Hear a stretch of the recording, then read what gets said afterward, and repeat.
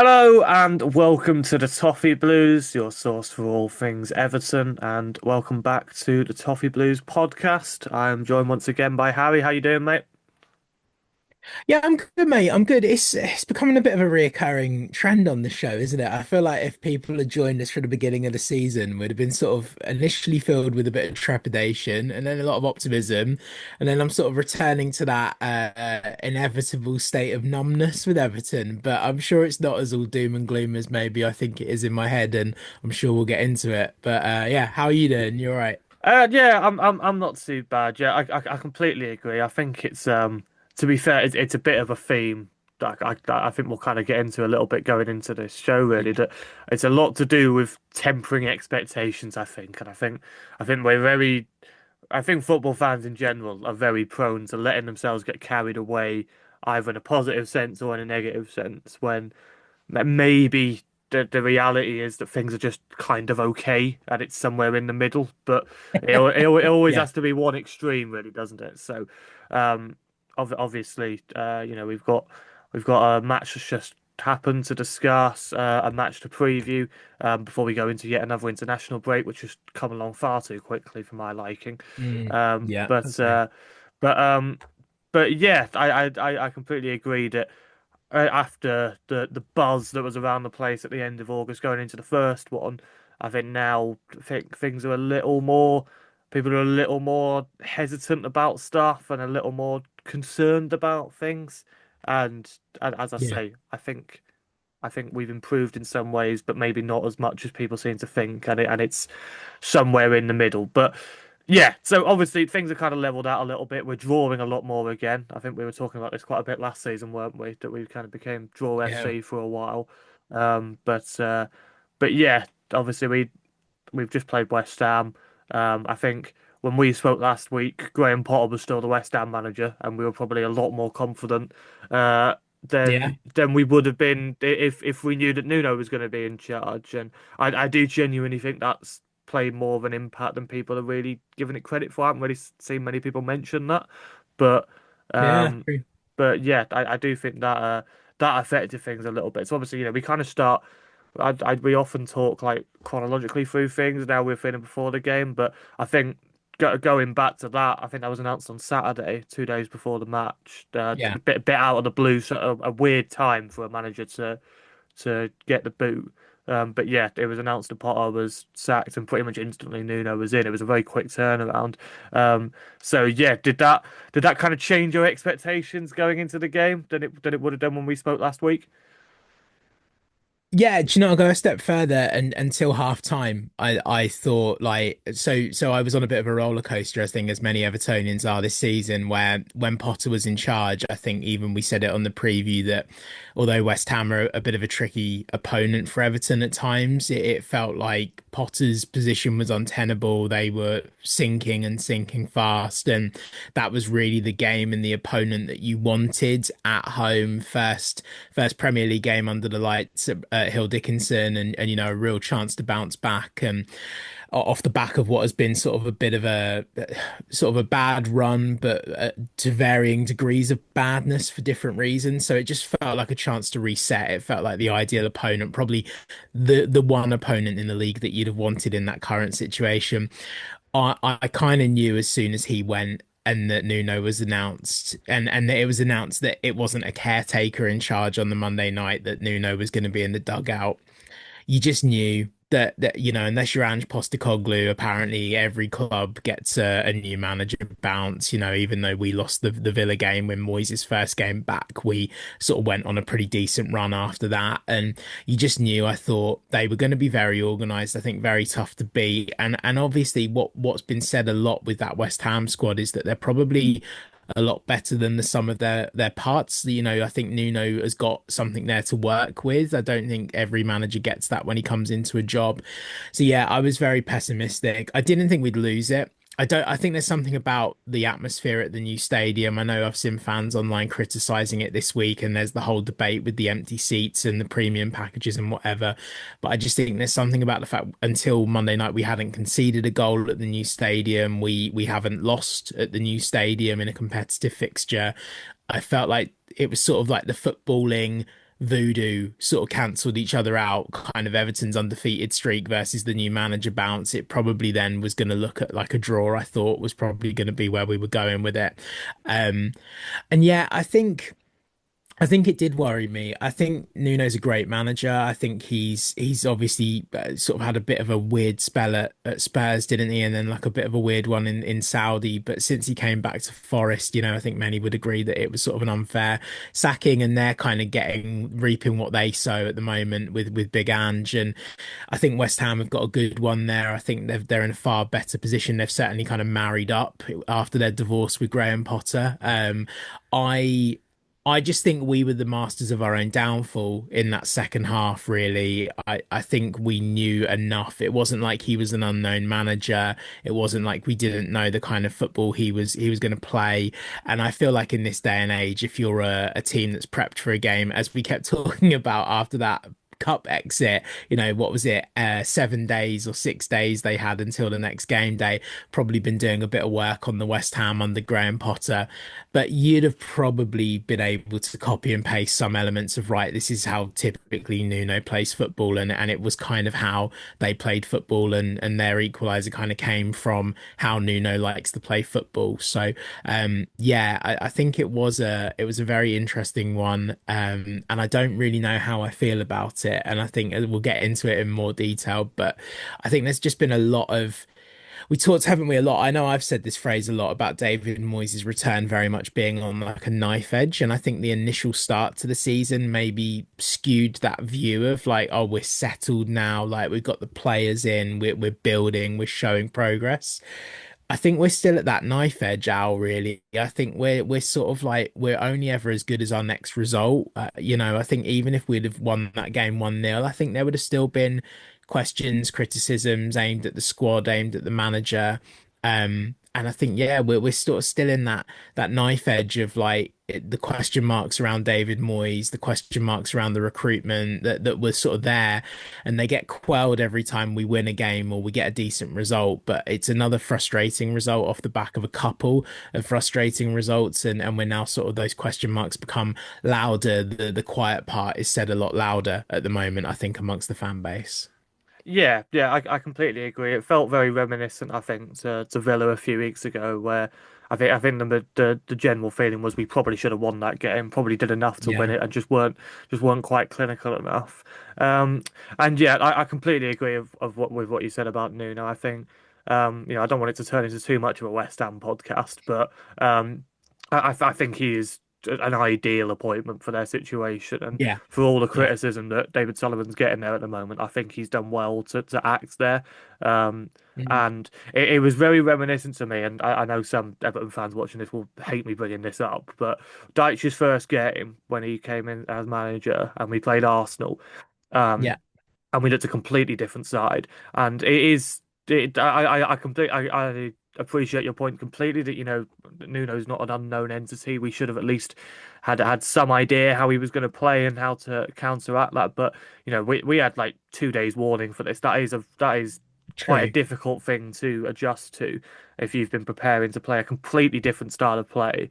And I think Arsenal fell victim to this as well. We looked completely different, a completely different side when we played against Arsenal in that first game, and I basically bullied them off the pitch. I think that day it was a really positive result, and I thought really similar about West Ham on Monday. They looked very organised defensively, Yeah. and I think the key thing I noticed is that they really did well to shut off our wingers. Mm. And they realised that pretty much all our attacking creativity so far this season has obviously come through Grealish, has come from Njai, and instead they said, You can have it in the middle of the pitch as much as you like and see what you can do with that, but we're going to shut off these wingers, and if you try and get the ball out there, chances are we're going to hit you on the break, and we saw that a lot in the second half, like, especially down the left-hand side, Juve and Somerville, and Jake O'Brien, who I think has had a really good season so far, but looked very much like a centre back playing at right back there. I Yeah. thought he looked very out of his depth, and I think Jai looked tired and wasn't able to get back. And obviously, Dibbling came on towards the end for him. But that was clearly something that was recognised. Um, and and yeah, I think for a lot of people, it hammered home the feeling that yeah, maybe we should have brought in an actual right back this summer, someone who's better than Patterson or Coleman.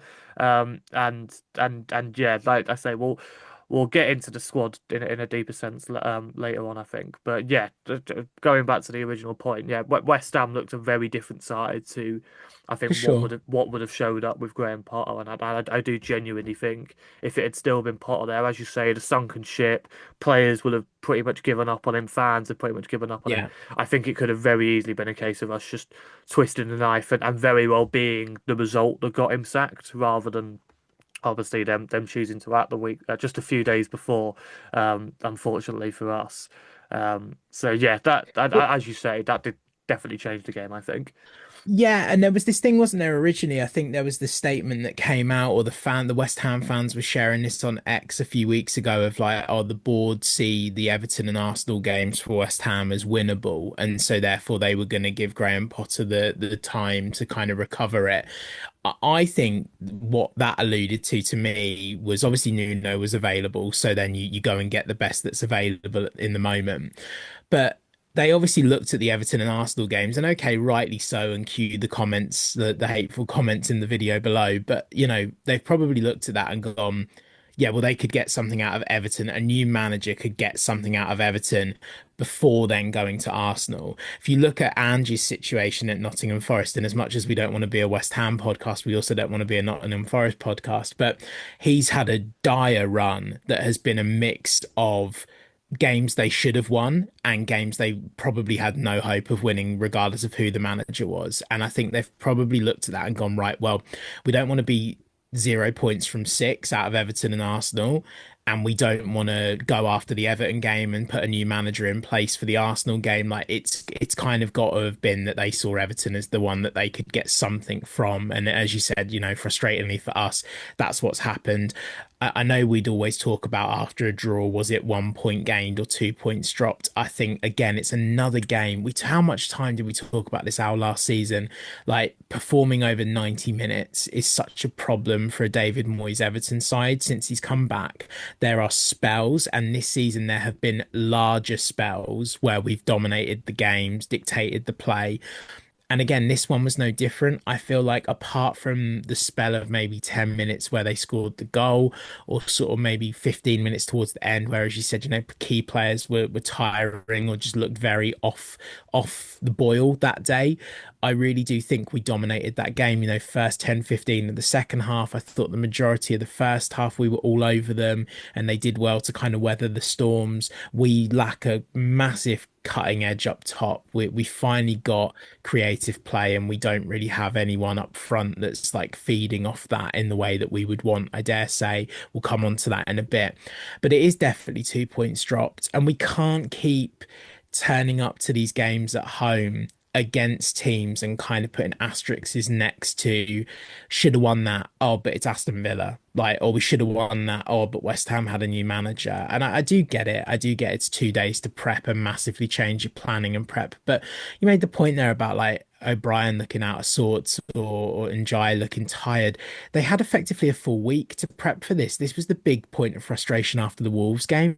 And a lot of those players didn't play the Wolves game. So many of them have had like what, 9 days to prep for this game. So again, what's going on the training ground that means our players are turning up like not able to complete 90 minutes? And is it just that in the modern game subs should be being made a lot earlier? And we know that Moisey typically has a bit of an allergic reaction to that. But I just don't get it, Al. Like I don't understand how we're sitting here talking about 2 points dropped and through much of it being our own doing and sort of the squad they're not. I mean, I feel like everything that could have gone wrong in that game went wrong in the sense that, it was another day where Beto forgot that he was a striker or a professional footballer. I think Grealish was kept very quiet. I think Njai was kept quite quiet. Dewsbury Hall, again, for me, he's just going to be that name constantly this season, by the way, that like won't get said enough for the work that he does. I think he's an engine in that side this season. We called Idrissa Gana Gueye like the engine for Moyes last season when he come back, and he still is that. But I think Dewsbury Hall is going to become another like Ghana where we'll all kind of sing his praises, but he's not going to get on like the match of the day highlight reels. He's not going to be in like the player of the month conversations at like a national level, but he's such a good player, good hard-working player. But everything that could have gone wrong in terms of like O'Brien having his like worst game at right back, that there was just a lot there, wasn't there, where it all felt rather uncomfortable. And again, despite the fact that in the first half I thought we played well, Michael Keane as well, by the way. Like I know we're sort of erring on the side of negativity here, but I'm determined this season to give Michael Keane his flowers at every given opportunity because he gets criticism at every given opportunity. So I think it's another game. What a finish. And like he does so well in terms of just calming things down, which is not something that has been associated to his time at Everton. He's very much looked uncomfortable at times. I think he doesn't fill me with that dread that maybe he would have done 12 months ago. And I do think David Moyes has got a hell of a decision to make when Branthwaite is fit because I think it's a brave man that would drop him out of that side now. He's really made that position his own, and I know we've talked about it briefly before, but yeah, Tarkowski for me is the one maybe that just needs a little bit of time to rest, you know? Yeah, absolutely. And I think yeah, I'm glad you mentioned that about Moyes because I want to get into a point about this that I think I'm kind of going into this a little bit in that as much as I love David Moyes and I'm still so happy he's a manager and I feel like I have to do this disclaimer every single time, but Yeah. there is definitely a bias from a lot of Everton fans, I think, about this manager compared to the last one. And I'm mentioning Sean Dyche again here, and people are going to get annoyed about this, I'm sure. But when West Ham equalised uh, on Monday night, I was genuinely almost expecting to hear shouts around me of change it, Dyche," because that used to happen so often during Yeah. games last season when he was the manager, um, and I almost just reverted back to that mode, and it's almost like I'd forgotten that everything that had happened. It still just felt so reminiscent to games last season. And yet there weren't any change it, Moyes, and I think he should have done. I think Mm. that is exactly the sort of thing that Dyche would have been crucified for afterwards. And I haven't really seen many people saying this. I know Moyes got a lot of criticism last week for the Derby and the Wolves game, including on here, of course. But I haven't really seen many people saying that. I think the game was managed very badly again that last against West Ham, Mm. and I think subs should have been made a lot quicker. I have no idea how Beto stayed on the pitch for as long as he did, as you mentioned there. Another just anonymous performance where not only is him not being a threat in front of goal, but the hold at play isn't there, the movement isn't there, the pressing isn't there. And it's really getting to the point where I just don't see what Beto is offering us at the moment. And as much as he struggled at times during his Everton career, this is his third season now, and apart from that spell last season, he's never really looked completely comfortable in this team. Um, this is about as ineffective as he's ever looked for us, and I Yeah. disagreed with him starting in the first place, and I definitely disagreed with him staying on the pitch for as long as he did. And yeah, you mentioned there about in Jai tiring and things like that.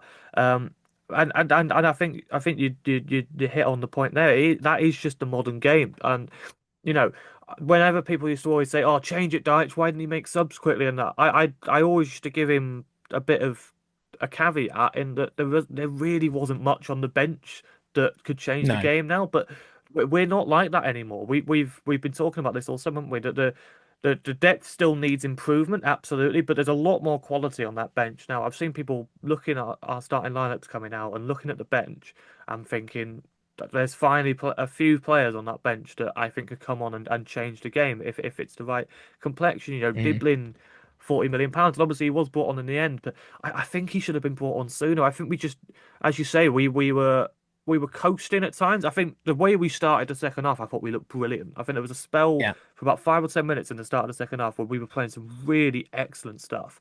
And Dewsbury Hall, you mentioned there as well. Again, I'm glad you mentioned him as well because I completely agree. I thought that was probably his best game in an Everton shirt, I think, on Monday. And I think part of what I mentioned earlier about the fact that West Ham were kind of happy to let us have the ball in the middle of the pitch a little bit and were more shutting off the wings, I think really played to Dewsbury Hall's advantage. And obviously, the fact he got another stupid yellow card and is going to miss the Palace game is mostly the headline that has been taken from his performance on Monday. But as you say, I think he definitely deserves credit for how he played up until that point. I thought he was brilliant.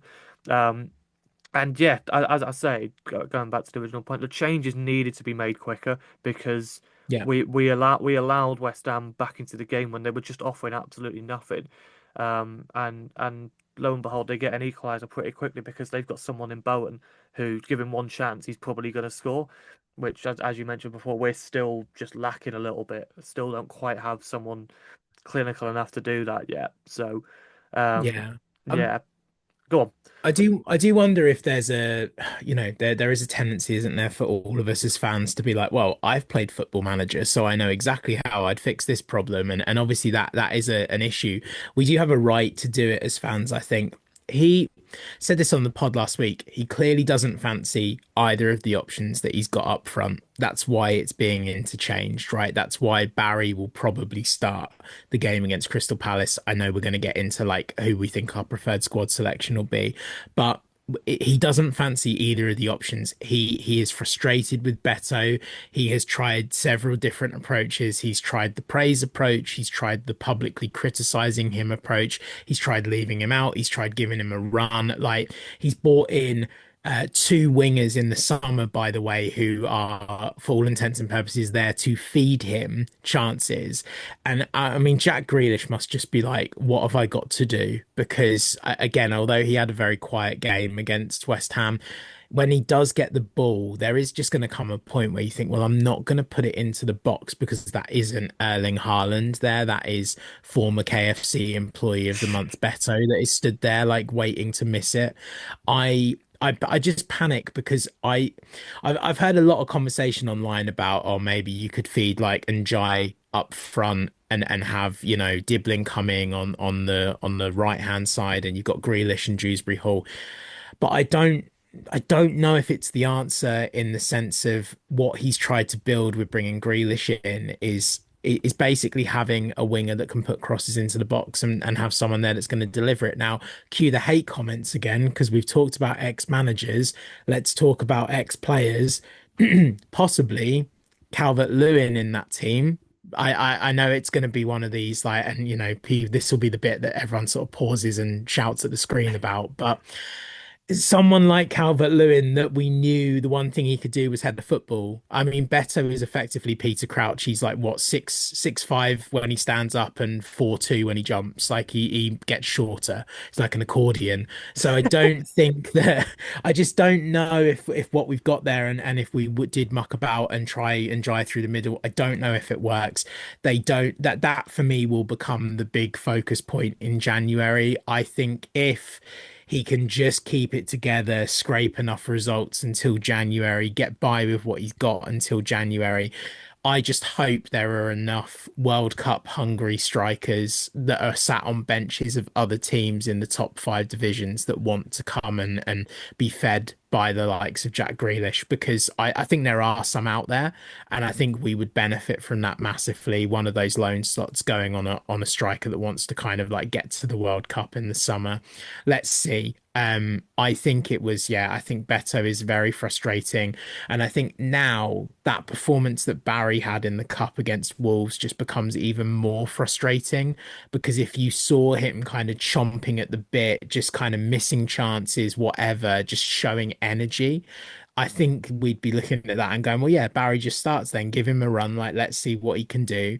But I just think now Moyes, not so much the fans maybe, although I know there are a portion of our fans that are sort of doing the Moyes Keane comparisons, but I think that performance against Wolves has caused a problem for David Moyes. I think he, on principle, now will sort of be more reluctant to play Barry or trust Barry. So that's kind of where we are, and there's not a lot we can do about it really. And it's just about finding a way to play with what we've got.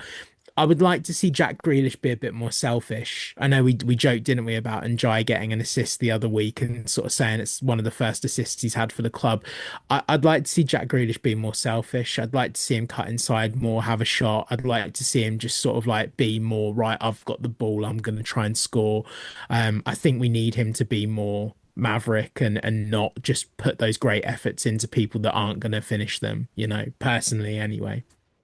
Yeah, yeah, I think that's yeah, I do. I want to talk about Barry. I think I'm I'm very reluctant to criticize him based on Wolves. I think it's been blown out of proportion a tiny bit. I think well, obviously, the latest update on the Barry situation, of course, is what's been made of the social media and the fact that he's taken down any Everton related posts, which usually is to do with usually in response to seeing criticism of him online. Um, most likely being directed publicly at him, like in the comments of those posts that he's taken down. Um, and I think no matter who the player is, I think, I think of the likes of Mopay, Ashley Williams, Morgan Schneiderlin, all these players that I really, really didn't like in an Everton shirt, but I still Mm, can't get into the mindset of ever sending them abuse, like no. directly to them online. Criticize them on Twitter as much as you like. That is your right as a fan, absolutely. But tagging them in stuff and saying get out of my club and things like that, or whatever Barry might have received, because I know he will have received stuff. Um, it is so counterproductive that no matter what Mhm. even if you have every right to think he was crap against Wolves, because he was, it was a pathetic performance really from most of them, to be fair. But yeah, Barry in particular stood out for just how petulant he was, and obviously he was hooked at half time. But what is there to be gained by abusing a young lad who we really, I think, are relying on now? Beto is pretty much spent for me. I really do think that. And I think with a lot of the fans as well, they're completely sick of him. And I think this would be Yeah. a perfect opportunity now to just give Barry a run of starts. And I Mm, really hope Moyes does that. I do worry that you've hit onto something there, and that he will have been concerned by more how he was acting and his behaviour during that Wolves game rather than the actual performance itself, which, let's remember, wasn't with the top players. We weren't really creating anything for him. We're like relying on Dwight McNeil, like who could barely run, to try and create stuff for him. I think is quite an unfair way of judging him, to be honest. I think the only real proper start and proper go he's had in this team was against Brighton, and most people were like singing his praises after that and saying he played really yeah. well. And he fits into this system of what we're trying to play so well. I think Beto really sticks out like a sore thumb in this team now, and he just Mm, cannot get involved in the build up or anything. He's not winning headers. He's not winning. He's not holding up the play. He's not getting on the end of chances or anything. And like, I do think there's not an amazing amount of service for these strikers yet, but I think because Barry's movement and his intelligent positioning, which again, I go back to Thierry Henry pointing this out on Monday Night Football. I'm going to trust Thierry Henry's opinion on footballers more than any Everton fan out there. There is clearly a player in there, and the only way you're going to get that out of him is playing him. yeah. And you mentioned Calvert-Lewin there, and if we're going to go back to the Moyes Keane comparison, Calvert-Lewin was in quite a similar boat at that time, and he was just about starting to prove himself, and then became the focal point of the team under Ancelotti, and Keane was kind of put to one side in that sense. But this is different. We don't have a recognised striker now. No. Beto is very much not the guy. Why would you not play Barry? Why would you suggest putting in Jai up front, which we've tried before and wouldn't work, just wouldn't Yeah. work. And it weakens us in another position as well. Yeah, I don't understand it. I would absolutely just Barry needs a proper go in this team, and I don't think he'd pull up any trees. I don't think he'd suddenly start scoring for fun, but I do think he'd genuinely make this side better, and I think he'd open up things for other players, even if he's not scoring himself. Mhm. Which again is another thing, as you mentioned with Calvert-Lewin, that for all his criticism in front of goal that he received a lot, I think he did that very well for us. And I completely agree. He would flourish in this team as much as people would hate to admit it because we'd create more chances for him.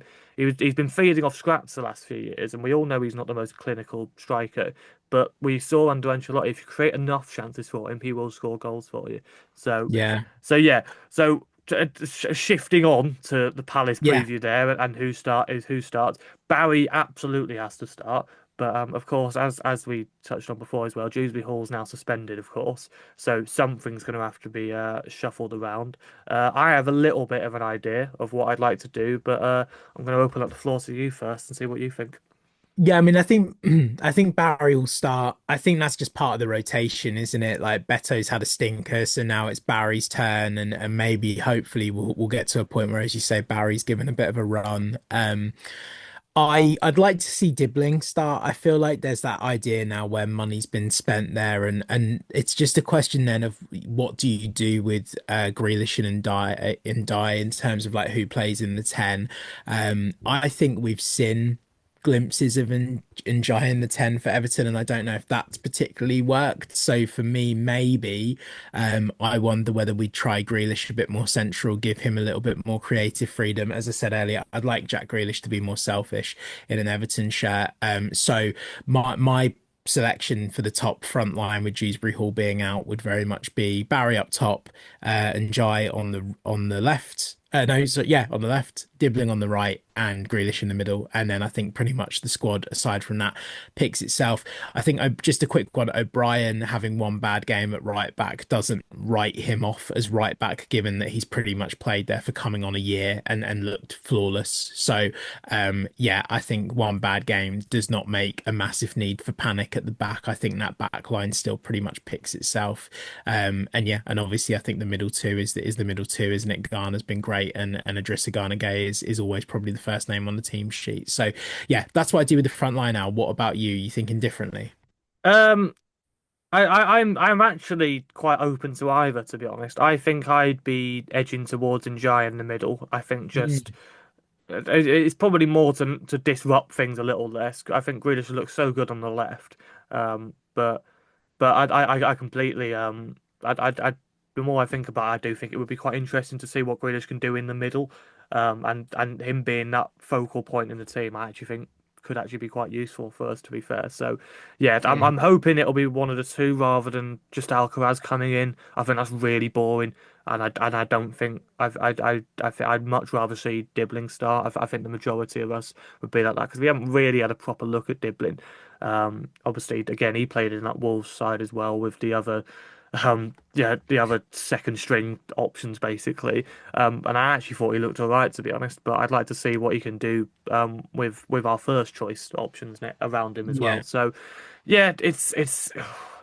I saw people saying last week that we had to win our next two games with West Ham and Palace, and they just kind of seem to be ignoring just how good Palace actually are at the moment. I Yeah, the think informed side in the league. Like, second in the table, I think. yeah, Definitely in the top four. Obviously, they haven't lost in nearly 20 matches.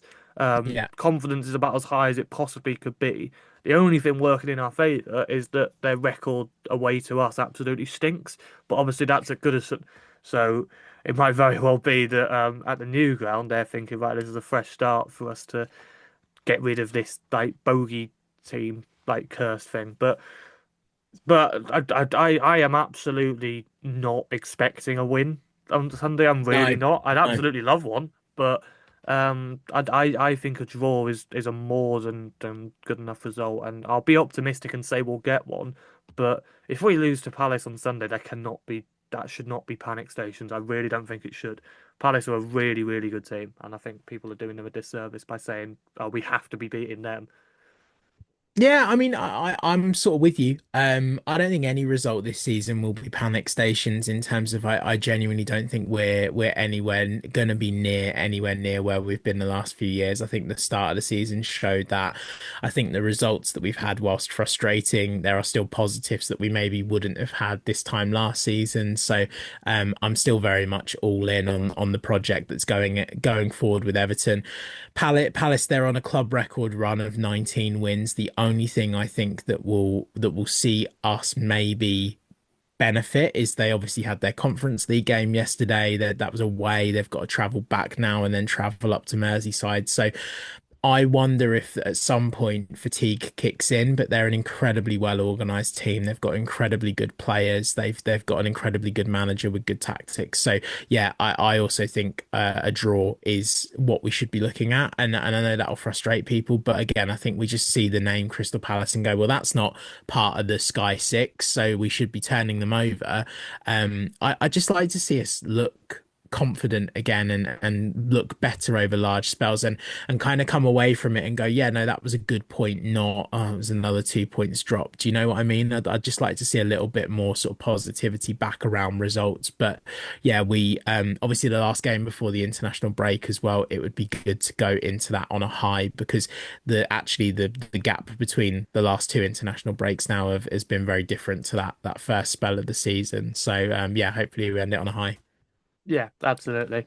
So yeah, we're pretty much reached the end of our talking points here. So we'll round off as we usually do with the lineup quiz. And obviously, as I've just mentioned, there I had a plethora of great Palace games to pick from over the years. But I've gone for one in February 2020. This was the last game I went to before COVID hit. So yeah, I didn't get to watch Everton play for 18 months after this, but this is very much the start of the Ancelotti days before he really got to put his mark on the side in the summer. Yeah, uh, let's see how you do. Okay. Wait, so get this was February 2020, right? Yeah, Okay. Wow.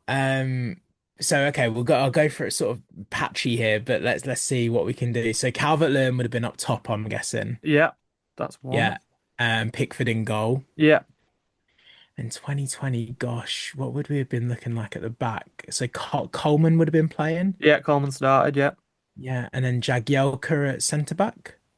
This no, this is the first season without Jagielka. So Oh no, yeah, okay, he's yeah. out the side. Oh, That's one life foolish. lost. Yeah, foolish. Okay, so then it would have been. Oh gosh, would we have had Michael Keane starting then? Yeah, Michael Keane started. Yeah. Yeah, who would have started alongside Keane then? 2020. Dear me, might have to come back to that one. Um, and left back too, to be honest, because I always get confused with like the Jags and the Baines stuff with when they left us. Um, oh man. It feels like such a lifetime ago, doesn't it? Pre-COVID, and this is before he had a lot of his players to work with as well. Would Bernard have played actually? Bernard started, yeah. He scored a Yeah. brilliant goal in this game. Very Okay. underrated goal for us. So yeah, if you don't know that one, look it up. So 3-1 Bernard win would over have Palace played. 2020. Whoa, man, this is difficult. I'm gonna say Baines played. Baines was on the bench. Okay, okay. Life saved there, but oh, Luca Dean then would have Luca played. Dean started, yes, Yeah, that's absolutely. six. There we go. And then we need that other centre back, don't we? That isn't Michael Keane. Oh man, it makes my skin hurt thinking about this, like pre-COVID time, and who we'd have had in the middle as well. Because I don't think Garner had come back by this point. So who was our holding midfielders then? Man, it's wild how your mind draws like blanks, isn't it? Oh, Tom Davis would have played probably. Tom Davis was on the bench. Oh man, okay, cool. If this was naming the bench, we'd be doing well, wouldn't Yeah. we? Man alive, boy. Okay. Oh, this is even like plucking names out of obscurity here. I'm gonna go for Yerry Mina. Yeah, that's right. So yeah, so that's seven you got now. So yeah, you just got four Okay. left to get. We're dangerously. This is like nosebleed territory for me on this game. Yeah. Oh, let's think. Go. I feel like this was his like peak, his time at Everton. Alex Iwobi. Alex Iwobi was on the bench. This is actually his first season at Everton. Oh, okay, okay. So wait, okay, so he's on the bench. So how many have I got on the bench? I feel like I've named the bench at So this you've got point. you've got three on the bench, to be fair. So Okay. Um, Uh, Oh, so Richarlison yeah, territory. This, isn't it? Yeah. Richarlison started. Okay. Yeah. So yeah. This is So where people. This is it's most of the midfield you've got left to get here. okay. So we've got Richard. So Richarlison would have played on the wing, and so would have Bernard and Calvert-Lewin up top. And then we're looking at midfielders, aren't we? Um. Oh, he who must not be named. Gylfi Sigurdsson would. Yeah. Was Redacted. that he started? Yes. The So redacted number 10. yeah. Okay. So Yeah. that is nine. So who left to get? This is definitely. I think this might be your best innings already. To be I fair. So know. And then Tom Davis was on the bench. So we're looking at midfielders, aren't we? And it really I've really struggled with like who was there at this time, like because that whole COVID period was just weird old Mashiri time, wasn't it? This was like the proper Frankenstein's monster of Everton of like yes, all these managers that absolutely. had Yeah. bought players, right? Um, two centre mids. Oh no, I just feel like I'm gonna start losing lives here for fun. Oh. No, he wasn't managed by Ancelotti, was he? I'm trying to think of like, because obviously this was after Duncan Ferguson had his like caretaker Mhm. spell, wasn't it? And so I feel like there were some names there, maybe. Gosh.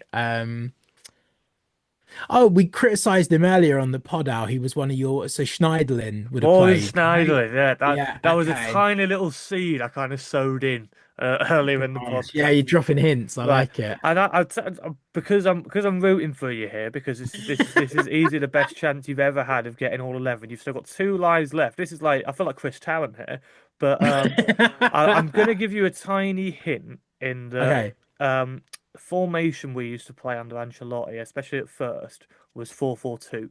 So Richarlison and Calvert-Lewin were actually the two Up strikers. top. So if you think about who you've named and what positions you've named, there's one Mm. position that you haven't got yet, and that should lead you to the right answer. And it was a winger that wasn't. So it would be a winger then, because Bernard would have been on one wing, Richarlison, Calvert-Lewin up top, and then not a Wobie. And it's not like, yeah, we're a little bit after. I'm sort of going for these like go-to names like Morales and things like that, where we're far beyond the Kevin Moraleses of the world. Oh, but in Frankenstein's monster territory, if we go to an Allardyce signing, was it Walcott? Theo Walcott, it is 11 out of Actually, 11 for Harry. my Yes, goodness, that is that's the first time ever. outstanding. Only one life lost as well. That And is half the very bench impressive named from as you. well. Yeah, that's a new one. I Yeah, mean, could you not tell how obsessed I was with Carlo Ancelotti as Everton manager, by the yeah, yeah. way? To be fair, it's funny you've ended on Walcott because I vividly remember this game.